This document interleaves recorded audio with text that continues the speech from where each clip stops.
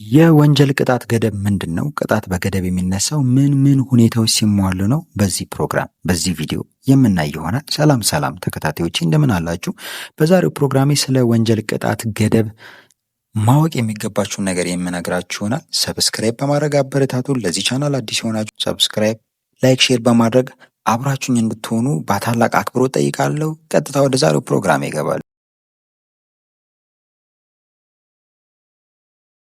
እንግዲህ ወንጀል በህብረተሰብን የሚጎዳ ተግባር በመሆኑ ወንጀል ፈጻሚዎች ከመጥፎ ተግባራቸው እንዲታቀቡና እንዲታረሙ በህግ የተቀመጠ ቅጣት ይጣልባቸዋል። ተቀጪዎች የተወሰነባቸው ቅጣት ለማስፈጸም ስልጣን በተሰጣቸው ማረሚያ ቤቶች አማካኝነት እንዲፈጽሙ ይደረጋል። ሆኖም የወንጀለኛው ጠባይ ለማረምና ለማሻሻል ወደ መደበኛ ማህበራዊ ኑሮ ለመመለስ አስፈላጊ መሆኑን ፍርድ ቤት ባመነበት ጊዜ ጥፋተኛ ላይ የተወሰነውን ቅጣት ለጊዜው በገደብ እንዲታገድ ሊደረግ ይችላል። ይሁን እንጂ በህጉ መሰረት የሚሰጡ ውሳኔዎች በወንጀለኛው የመታረም መልካም ፍቃድ የሚፈለጉ ስለሆነ መልካም ውጤትን ለመስጠት አለመቻላቸው ሲታወቅ በማናቸውም ጊዜ የሚሻሩ ናቸው።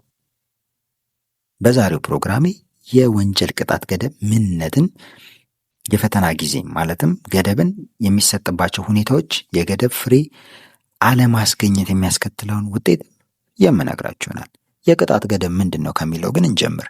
የቅጣት ገደብ ፍርድ ቤት አንድ ጥፋተኛ የተባለን ሰው ለጥፋቱ መነሻ የሆነ ምክንያቶች በጠቅላላው በመመልከት ጥፋተኛው ቅጣቱን ከመፈጸሙ በፊት በጽኑ ማስጠንቀቂያ ቢሰጠውና ለተወሰነ ጊዜ ቅጣቱ ታግዶለት አመሉ ቢፈተን ሁለተኛ ጥፋት ከማድረግ የሚታገድ መሆኑን ፍርድ ቤቱ ባመነበት ጊዜ ቅጣቱ እንዳይፈጸም አግዶ የጥፋተኛውን አመል ባህሪ የሚፈትንበት የህግ ሂደት ነው የቅጣት ገደብ የሚባለው ማለት ነው።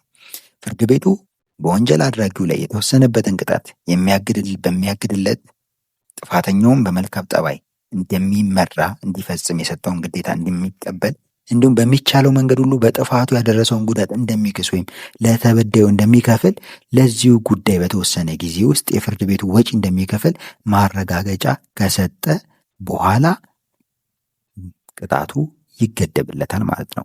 ይህም በወንጀል ህጉ አንቀጽ 197 መሰረት ፍርድ ቤቱ ጥፋተኛው ለገባለት ግዴታ አፈጻጸም መተማመኛ ዋስትና እንዲሰጥ ያስገድዷል።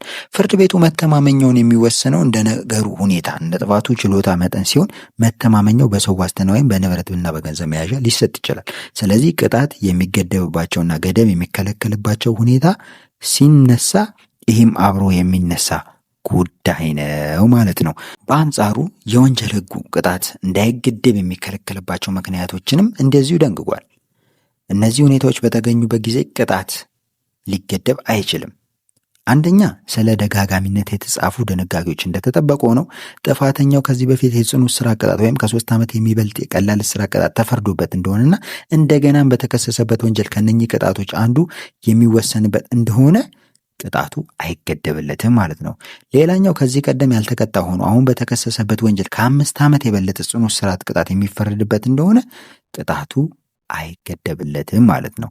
ሌላኛው የቅጣቱ አፈጻጸም ከመታገዱ በፊት ጥፋተኛው ሌላ ወንጀል ፈጽሞ እንደነበር የተደረሰበት ሲሆንና በዚህ ወንጀል ምክንያት የሚፈረድበትን የቅጣት አይነትና መጠን በተመለከተ ሁኔታ የሚያሟላ ወይም ወንጀለኛው ቅጣቱ ታግዶለት ለፈተና በተለቀቀበት ጊዜ ውስጥ አስቦ አንድ ወንጀል ያደረገ እንደሆነ ቅጣት አይገደብለትም ማለት ነው።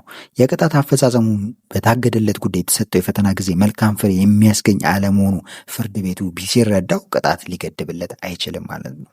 በመሆኑም አንድ የተፈረደበት ሰው ቅጣቱ እንዲገደብለት በመጀመሪያ ከዚህ በፊት ደጋጋሚ አለመሆኑ እንዲሁም ደግሞ ቅጣቱ ቢገደብለት ጸባዩ ሊስተካከል እንደሚችል ሊታረም እንደሚችል ፍርድ ቤቱ ካላመነበት የወንጀል ቅጣቱን አይገድብለትም ማለት ነው። የቅጣት ገደብ አሰጣጥና የሚያስከትለው ውጤት ከማየታችን በፊት ለገደብ የሚሰጠውን ጊዜ በወንጀል ህጉ አንቀጽ 196 ንዑስ አንቀጹ ለመሰረት ፍርድ ቤቱ ለጥፋተኛ የሚሰጠውን የፈተና ጊዜ የሚወስነው የወንጀልን ከባድነት፣ በወንጀል ድርጊቱ በመደጋገም ሊያደርስ የሚችለውን ጉዳትና በጥፋተኛው ላይ ሊጥልበት የሚችለውን የእምነት ከግምት ውስጥ በማስገባት ነው። የፈተናው ጊዜ ከ2 ዓመት ሊያንስ ከ5 ዓመት ደግሞ ሊበልጥ አይችልም ማለት ነው። የቅጣት ገደብ ይህ ጊዜ የሚታሰበው የመጨረሻ ፍርድ ከተሰጠበት ቀን ጀምሮ ይሆናል ማለት ነው።